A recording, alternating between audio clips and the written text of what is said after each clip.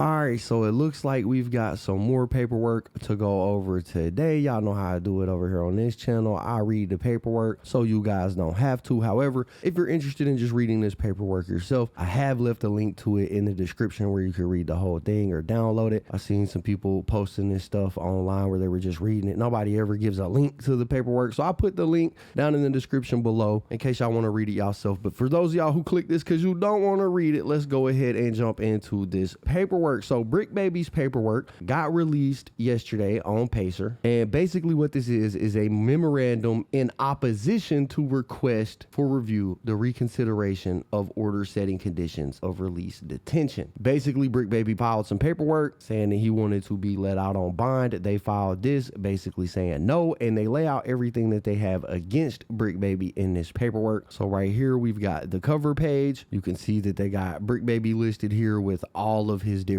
nicknames. They got the table of contents here, which is everything that is going to be inside of this document. Right, and there are quite a few things to go over. So skipping past the table of contents, we get here to this introduction. It says defendant Zahir Mitchell asked this court to be released pending trial, arguing that a secure property bond is sufficient to reasonably assure his appearance and the safety of any other person or the community. To the contrary, defendant's criminal history shows a dedication to crime and recidivism, no matter what the consequences. Moreover, his conduct during the investigation in this case shows the same dedication to a life of crime and inability to comply with the rule of law. The indictment first alleges that defendant, in shooting at individuals, possessed ammunition expelled from a firearm on July 12, 2022. Then, on June 21st, 2023, defendant was captured on an intercepted call arguing with his significant other, in which she repeatedly recounted that defendant had pointed a gun at her while she was holding his infant child. Execution of a search warrant at the defendant's home followed, and 3 firearms, including an AK-47 style gun and over 125 rounds of ammunition, were found. After law enforcement seized those weapons and arrested the defendant, he continued undeterred. In March of 2024, defendant erupted at his place of employment, threatening individuals in the room and online with death, fighting security, and later admitting to possessing a firearm during that incident. Throughout 2024, defendant made claims online of murdering people and threatening to do the same to others. Then on March 18, 2025, the day before his arrest in this case, defendant went on a live video podcast with someone who he had previously threatened to kill. During the podcast, sitting across from that person, defendant brandished a firearm in his waistband. When defendant was arrested the following day, an unsecured firearm with multiple magazines of live ammunition matching that seen in the defendant's waistband on the podcast were found where defendant was staying with his young child. Wow, so that was a crazy paragraph right there. Pretty much they're saying that they had a wiretap of Bricc Baby threatening to kill his baby mama. They're saying that Bricc Baby went on No Jumper and threatened to kill a bunch of people. And y'all may remember this is something that I covered on my channel. This is when he went on No Jumper and had his infamous crash out and threatened to put a kill squad in the street if people kept playing with his name. Right, I'll go ahead and play that clip for y'all right now. It's not that long, just to add context. You nigga underlying conditions, nigga, the hood, nigga. On West Side Road to say that, nigga. On the dead homies, cause y'all know what it is, nigga. And a nigga, boy, big reason I ain't come outside and kill one of you niggas, cause I was in front of these white niggas. Dead homies, nigga. And the homies would have crashed, nigga. On 6-0, don't give a fuck about none of that, nigga. Shout out Devil Donut, nigga, my real 40s, cuz. These niggas 68ers though, nigga. On 6-0, and this my homeboy, nigga. On the hood. And whatever me and my homeboy gotta go through, nigga, to clear what we gotta clear, nigga. On 6-0, he gonna always be my homeboy, nigga. It don't matter whatever it is, nigga. But the energy that, nigga, from now on, nigga, keep on running content on my name, nigga. I'm putting Kill Squad in the street. Right, so they referenced that specific moment on No Jumper where Bricc Baby was crashing out inside of this paperwork. Not only that, they mentioned that he got on the No Jumper podcast with somebody who he had quote unquote threatened to kill before in the past and brandished a firearm. And they're talking about this clip right here where Bricc Baby, Loose Cannon, Adam 22, and Lush were all on No Jumper, and Bricc Baby kind of did like a little stretch while him and Loose was kind of getting into it, and you can see the gun on his waistband. I think he did that so Loose could see that he was strapped, but apparently Loose ain't the only one that seen it. Apparently the feds also were watching and seeing that. And this interview happened the day before Bricc Baby was arrested.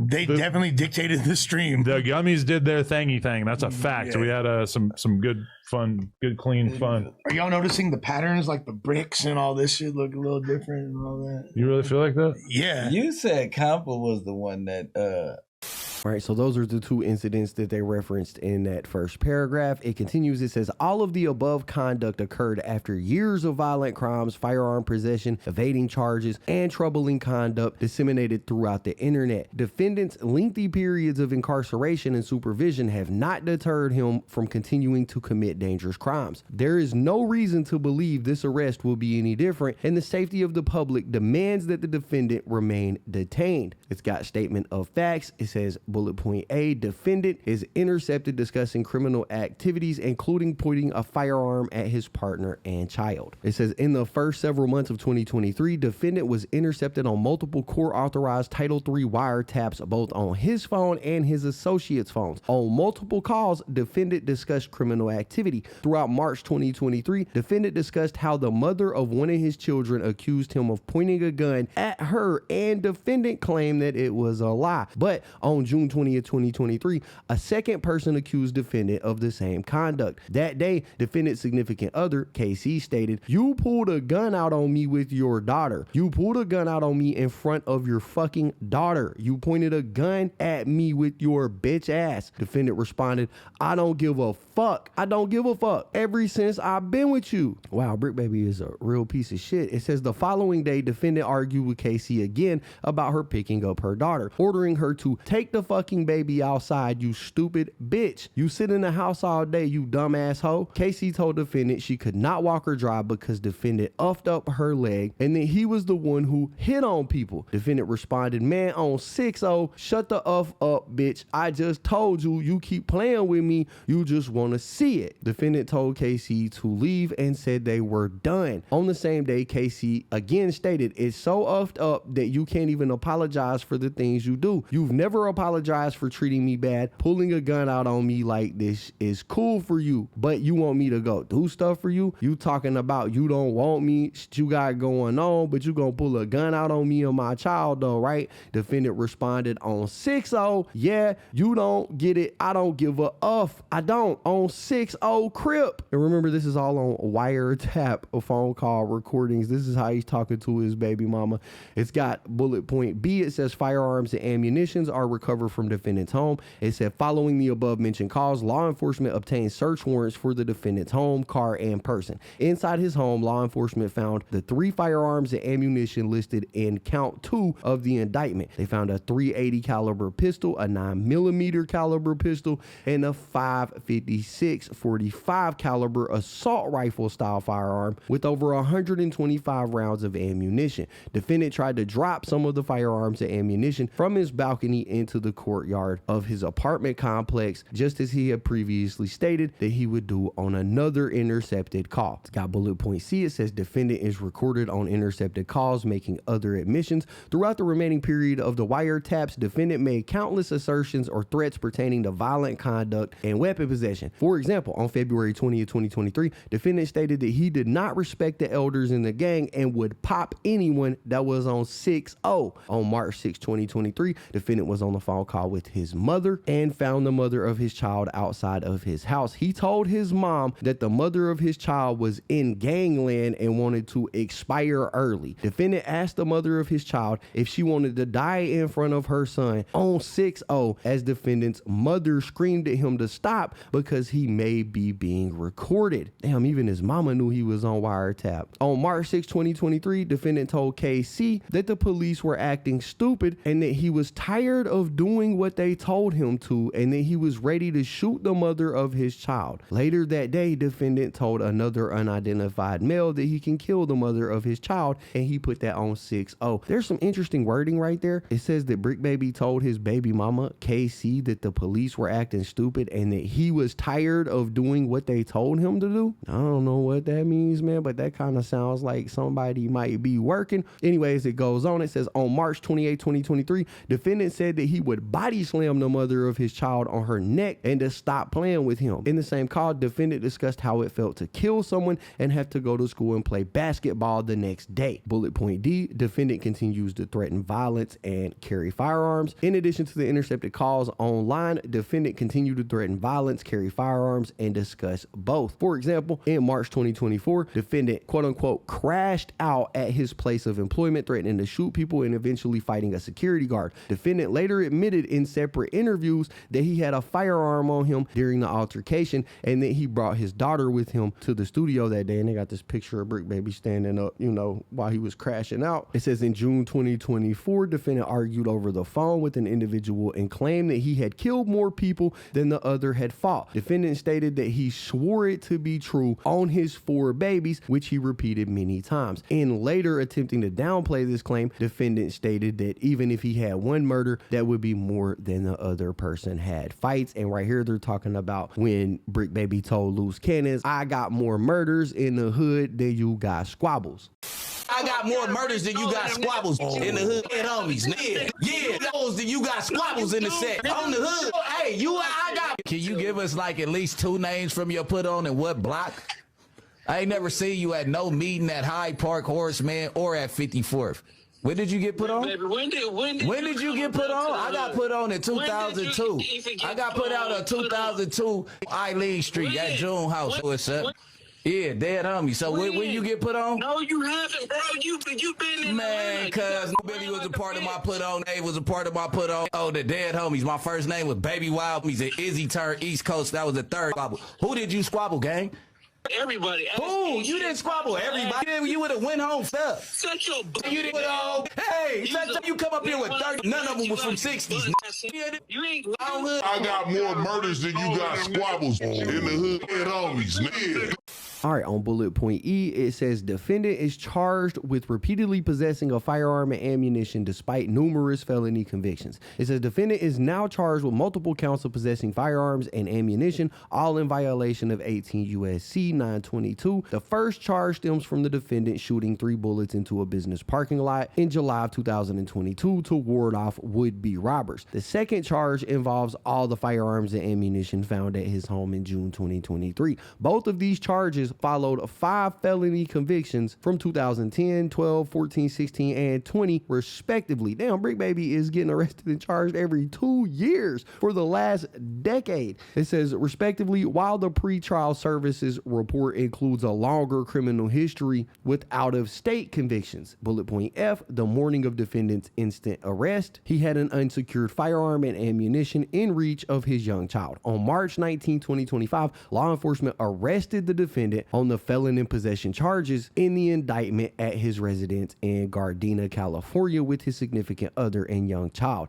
Agents found a Glock 26 firearm and a 17-round Glock magazine with 16 rounds of 9mm ammunition, as well as another magazine with 16 rounds of 9mm ammunition. Defendant kept all of that unsecured despite residing with his significant other and a child he had already threatened with a firearm before. Despite being arrested with all of the firearms and ammunitions at his residence in June 2023, despite his many felony convictions prohibiting him from possessing firearms or ammunition, and despite California Penal Code 32310 prohibiting possession of large capacity magazines. Bullet point G, defendant's criminal history is full of violence and supervision violations. As shown in the pretrial services report and the indictment itself, defendant's multiple firearm and ammunition possession charges in this case are far from the defendant's first crimes. Number 1, in 2006, there was a narcotics and obstruction of law enforcement charge. Almost 20 years ago, defendant earned his first felony from a narcotics distribution conviction, while he also was charged with willful obstruction of law enforcement officers by use of threats or violence. He was sentenced to 10 years probation and given a second chance with community service and schooling conditions. Incident number 2, in 2010, reckless evading involving assault with a deadly weapon. In 2010, defendant's criminal charges escalated with the charge for assault with a deadly weapon with great bodily injury likely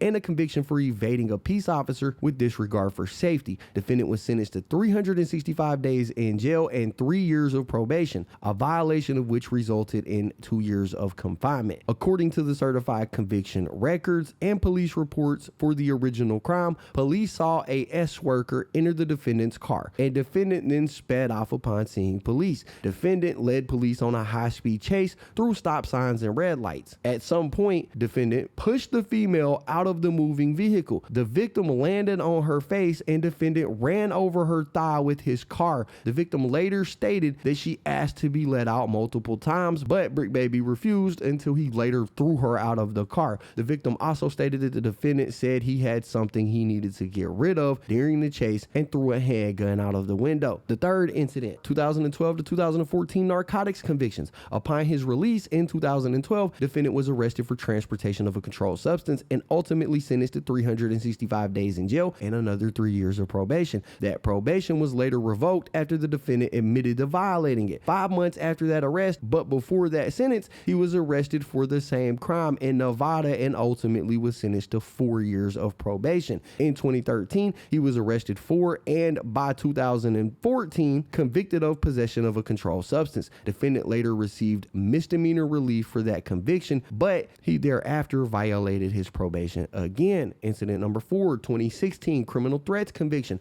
On August 2nd, 2016, defendant was convicted of criminal threats and sentenced to 2 years in state prison, although he was given yet another opportunity with the suspension of the execution of that sentence and 3 years formal probation. He violated that probation multiple times, even receiving a no bail bench warrant for his failure to appear for a violation hearing. Incident number 5, 2020 robbery conviction. On October 7, 2020, defendant was convicted of robbery and sentenced to 6 years imprisonment. This arrest also led to a high-speed chase and barricade incident that defendant glamorized in his music. And they've got a screenshot of Bricc Baby's music video behind the gate where he included footage from the news. It says incident number 6, misdemeanor arrest and other conduct. It says as a juvenile, defendant was charged with carrying a concealed weapon, robbery, and minor in possession of a weapon. He has further arrest for narcotic sales, many failure to appears in multiple states, obstruction, multiple felony and possession charges, false statements, flight, assault with a deadly weapon, multiple fugitive from justice warrants, inflicting corporal injury on a spouse, criminal threats, and multiple robberies.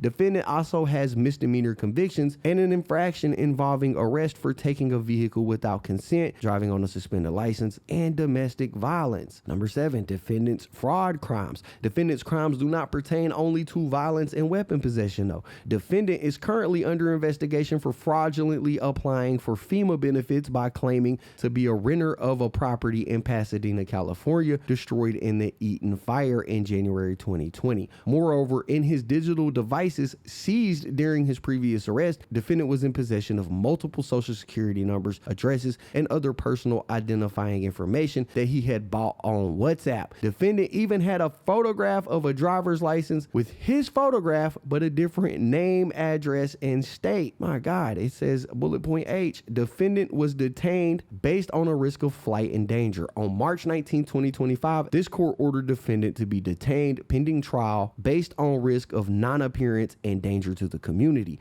This court found detention to be appropriate based on 1, the defendant's history and characteristics, including his criminal record of fugitive arrest and violating probation and parole conditions, as well as insufficient bail resources, and 2, defendant's safety risk due to the nature and seriousness of the instant charges and his criminal history, which include numerous convictions, some of which were violent. Number 3, argument A, legal standards for pretrial detention. A defendant must be detained pending trial where no condition or combination of conditions will reasonably assure the appearance of the person as required and the safety of any other person in the community. The detention is thus appropriate for a defendant who is either a danger to the community or a flight risk. They then state this case, United States versus Matamidi. It says the Bail Reform Act mandates an individual evaluation guided by the factors articulated in 3142 United States versus Diaz Hernandez. Those factors are the nature and circumstances of the offense charged, including whether whether the offense is a crime of violence. 2, the weight of the evidence against the defendant. 3, the defendant's character, physical and mental condition, family and community ties, past conduct, history relating to drug or alcohol abuse, criminal history. And 4, the nature and seriousness of the danger to any person or the community that would be posed by the defendant's released. They cite another case, United States versus Windsor. It says defendant should remain detained.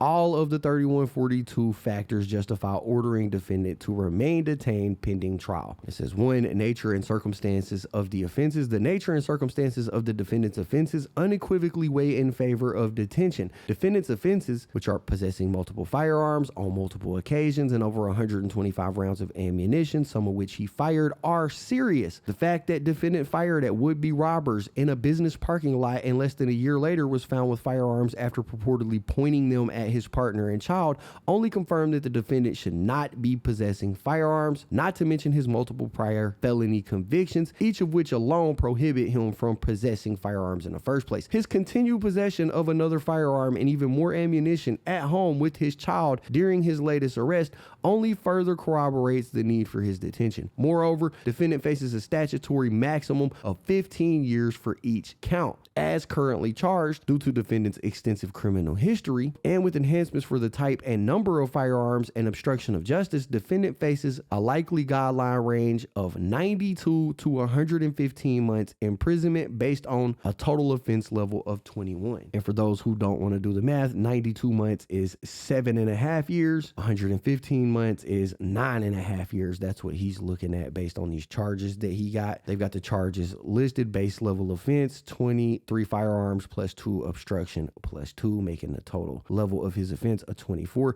The severity of the potential penalties involved augments defendant's risk of non-appearance. So they're saying because of what he's being charged with and the sentence that he's facing, and based on the fact that he has skipped out on court dates in the past, it's likely if they release him that he will skip out on this court date as well. It says, as courts have recognized, such a lengthy sentence provides significant incentive to flee, and given defendant's criminal history and category, he is facing a guideline sentence of nearly 10 years. They cite another case where somebody had done that exact thing, fled because they were facing a long sentence. It says defendant's previous evading and flight from law enforcement, as well as his repeated fugitive arrest, failures to appear, and parole violations confirm the same. In sum, the nature and circumstances of defendant's offenses demonstrate that he is a risk of both danger and non-appearance. Number 2, weight of the evidence. The evidence that defendant committed the charged offenses is overwhelming and cannot be ignored in assessing defendant's risk of danger and non-appearance in this case.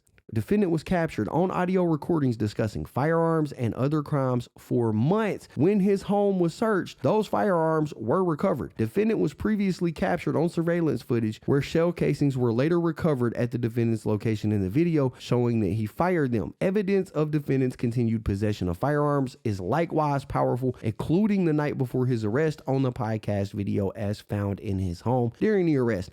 All the evidence in this case conclusively shows defendant's continued possession of firearms and use of those prohibited firearms. Accordingly, the weight of the evidence, which this court shall consider under 18 U.S.C. 3142, favors defendant's continued detention. It's got number 3, history and characteristic of defendant. It says defendant's history and characteristics also favor detention. Indeed, defendant's involvement in multiple violent offenses renders him partially dangerous to the community. The evidence of his violence and threats of violence is all exacerbated by defendant's apparent continued access to firearms as detailed above. The recordings of defendant discussing uncharged conduct cast his already damning criminal history in an even more troubling light. Defendant's many convictions, along with his recent involvement in these firearm offenses, further establish the danger he possesses to the community if he is released. Additionally, defendant's headlong flight from law enforcement on multiple occasions and countless supervision violations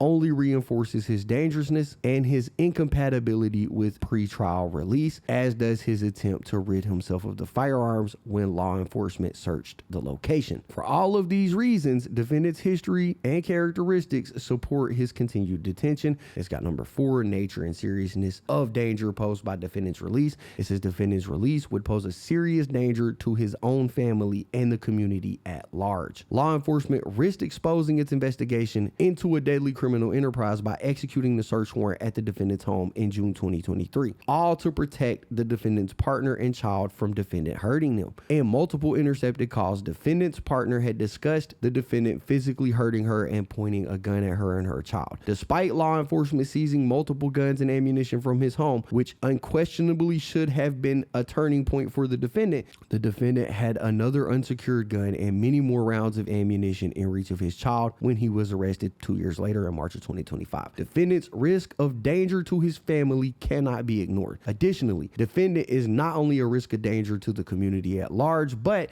has acted on his dangerousness time and time again. Perhaps most concerning is defendant's continued criminal conduct after being caught with firearms, including illegally possessing another firearm, which weighs strongly in favor of continued detention. It's got bullet point C. Defendant's proposed property bond is insufficient, so they call him Bricc Baby broke. They said while defendant's support from family, shown by his mother's willingness to serve as a surety and put up a property bond on his behalf, is admirable, but there is no condition or combination of conditions to warrant his release pending trial. Even the proposed secured property bond would not mitigate defendant's danger to the community in light of the severity of his charged offenses and his serious, lengthy criminal history. Even if the defendant agreed to other conditions, those limitations, including electronic monitoring, would all suffer from the critical flaw in that they depend on the defendant's good faith compliance in order to be effective. In particular, electronic monitoring does not prevent a defendant from committing crimes within the monitoring radius, including his home, where he has been caught with unsecured firearms and ammunition more than once,